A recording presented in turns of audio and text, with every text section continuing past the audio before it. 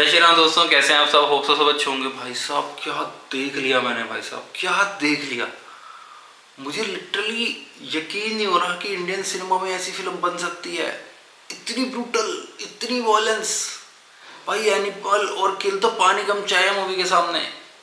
Literally ये movie बच्चों और बुजुर्गों के लिए तो बनी ही नहीं है। भाई प्लीज़ मत देखने जाना, उन बच्चों और बुजुर्गों के लिए कह रहा हूँ, गलती से भी मत ले जाना।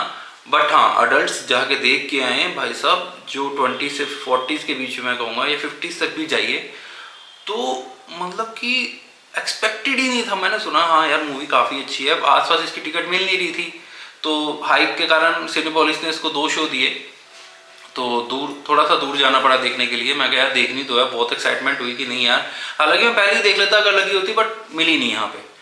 तो भाई साहब अनएक्सपेक्टेड एक्शन था, unexpected violence, unexpected brutally murders, मतलब कि अनएक्सपेक्टेड ब्रूटैलिटी थी, अनएक्सपेक्टेड ब्रूटैलिटी। मतलब सोच भी नहीं सकते थे ऐसा एक्शन। भाई स्टार्टिंग में ही जब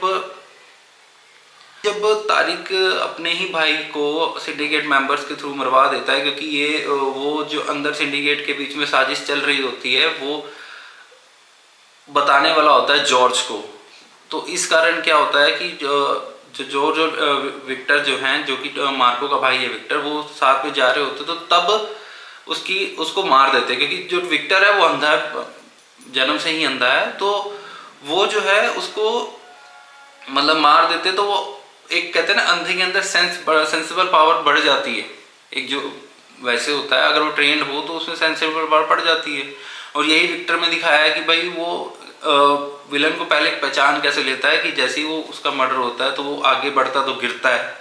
ठीक है, वो पुलिस और बैकग्राउंड सीन आपस में ऐसे ऐसे करके दिखाते हैं, मतलब कि बैकग्राउंड और प्रेजेंट सीन, तो उसमें दिखाते हैं कि भाई जो विक्टर है बता रहा होता है कि कैसे कैसे उसका परफ्यूम की स्मेल उसको समझ आ जाती है, उसके फेस पे हाथ लगा के, फिर गाड़ी पे हाथ लगता है तो गाड़ी का नाम डिफेंडर होता है, वो सब चीज़ पता कर लेता है। तो जब टोनी जो कि सिंडिकेट ये सारे सिंडिकेट के मेंबर्स के बीच की कहानी है, आखिरी जो डिस्प्यूट होता है, तो जो टोनी का भाई है जो कि बड़ी पोजीशन पे होता है उसमें सिंडिकेट में, सेकंड नंबर पर लगा लो, तो वो और उसका भाई जो होता है रसल जो है विक्टर को मार देता है। कि जब उसको पता लगता है कि इसको ये सारी चीज़ें, मेरा नाम वगैरह सब ये भांप लेगा, तो वो उसको लेके हाइड्रोफ्लोरिक एसिड के अंदर डाल देता है। और वो सीन पूरा प्रॉपरली दिखाया भाई, इन्होंने प्रॉपरली दिखाया कि कैसे गल रही है उसके अंदर, कैसे खून भाप की तरह उड़ रहा है, सारी चीज़ दिखाई है। मुझे लगा चलो यही यहाँ तक ही होगा। उसके बाद तो जब मार्को की एंट्री होती है, जब एंट्री सीन दिखाया जाता है, जो घर के बच्चे होते हैं कि बताते हैं कि अब मार्को भैया को जब पता लगेगा, तो कहते हो, एक बच्चा कहता नहीं हीरो, कहते no it's not a hero, it's a devil.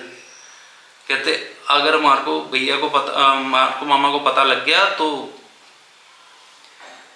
कुछ भी हो सकता है। तो वो जॉर्ज जो उसका मार्को का बड़ा भाई होता है, एज ए कजन ब्रदर होता है, क्योंकि जॉर्ज का जो भाई है वो उसको कहीं से उठा के अडॉप्ट करके लेके आया होता है। मतलब कि एक पर्टिकुलर अडॉप्शन नहीं होता है, कहीं से मिल जाता है तो वो लेके आता है मार्को को, और उसको अपने दादाजी का नाम देते हैं मार्को।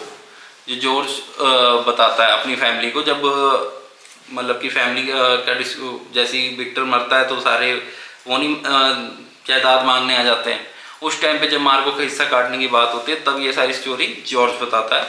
और उसके बाद जब मार्को को पता लगता है भाई साहब, जो अंधाधुन वो मारता है, मतलब कि उन्हीं मुकुंदन जी भाई साहब बहुत अंडररेटेड एक्टर हैं, कि उनको इतना पता नहीं क्यों अंडररेटेड रखा हुआ है, क्यों उनकी मूवी को इतना बढ़ा चढ़ा के नहीं दिखाया गया, जबकि इसको तो दिखाना चाहिए भाई।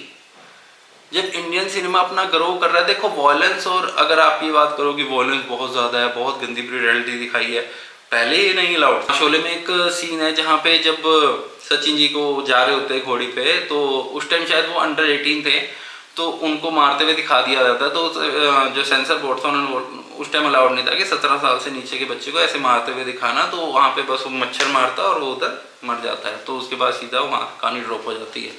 लेकिन इसमें छोटे से छोटे बच्चों को मारते हुए दिखाया भाई साहब, छोटे से छोटे बच्चों को, उसको तो सिलेंडर से सर, मतलब कि बच्चे का सर कुचलते हुए दिखाना, एक को फांसी से लटकाना, और जो इसकी भाभी होती है उसका मार्को की भाभी जब एक्चुअली ये सब सीन तब आते हैं जब मार्को को पता लग जाता है कि रसल ने ये सब किया है, तब वो उसकी जो गर्लफ्रेंड होती है विक्टर की वो प्रेग्नेंट होती है, तो वो उसको उठा लेता है। तो जैसे ही वो लेके जाता है तो पहले तो टोनी को मारता है बड़े गंदे तरीके से, ब्लास्ट में मारता है, और वो सीन भी दिखाया कि उसका आधा धड़ा लग हो चुका है ब्लास्ट में टोनी का।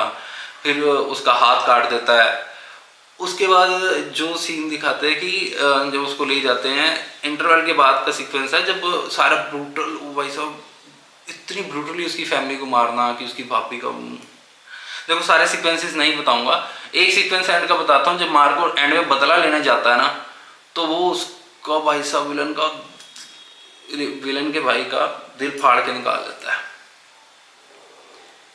तो ये पैटर्न जो आप मूवी में देखोगे, और मैं आपको कुछ ही हिस्सा बता रहा हूँ, आप जब देखोगे लिटरली बहुत ज़्यादा ब्रूटैलिटी है, एक्शन फाड़ थोड़ा है। देखो हाँ, कैरेक्टराइजेशन डेवलपमेंट हो सकती थी। जॉर्ज का कैरेक्टर ले लो, उन्होंने अपनी जगह एक्टिंग अच्छी की है, लेकिन जॉर्ज का कैरेक्टर ले लो, मार्को का तो ऐसा कैरेक्टर दिखाया है कि उसके शांत फेस पे भी दरिंदगी दिखती है, कि मतलब डर लगता है उसको देख के। उन्हीं मुकुंदन जी, हैट्स ऑफ टू यू यार, बहुत ही ब्रिलियंट एक्टर है आप। पता नहीं क्यों इस मूवी को इतना प्रमोट नहीं किया गया, बट लिटरली फाड़ मूवी है भाई साहब, उनकी एक्टिंग एक नंबर है। तो बात करते हैं मूवी की, तो मूवी पे के एंड में या उससे पहले थोड़ा सा मतलब गैप होना चाहिए था। जब उसकी किलिंग होती है उसकी फैमिली की, उसके बाद 10 से 15 मिनट का गैप लेके कुछ extra add on character development पे ध्यान दिया जा सकता था, एक सीक्वेंस डाला जा सकता था जब वो तैयारी करता है कुछ, बट इंस्टेंटली रिवेंज लेने के लिए चला जाता है। तो वो चीज़ में थोड़ा सा मेरे को प्लॉट वीक लगा। बाकी भाई साहब A1 मूवी, और इस चीज़ को हम इग्नोर कर सकते हैं, लिटरली इग्नोर कर सकते हैं कि जैसे मार्को का कैरेक्टर दिखाया गया वो इंस्टेंट भी जा सकता है। तो overall is a brilliant movie for us, क्योंकि रॉन्ग टर्न जैसी फिल्मों को इसने पछाड़ दिया। तो लिटरली आप जाओ ये मूवी देख के आओ, और लिटरली रिक्वेस्ट है बच्चों को तो गलती से भी मत ले जाना, गलती मत करना कि नहीं यार छोड़ना, दिखा देंगे क्या हो गया, बच्चे अगर जिद भी कर रहे तो मत दिखाना, सीरियसली बता रहा हूँ मत दिखाना।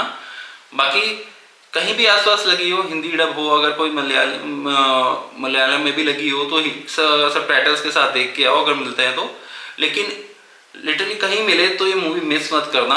बाकी ये रिव्यू कैसा लगा ज़रूर बताना। जय श्री राम।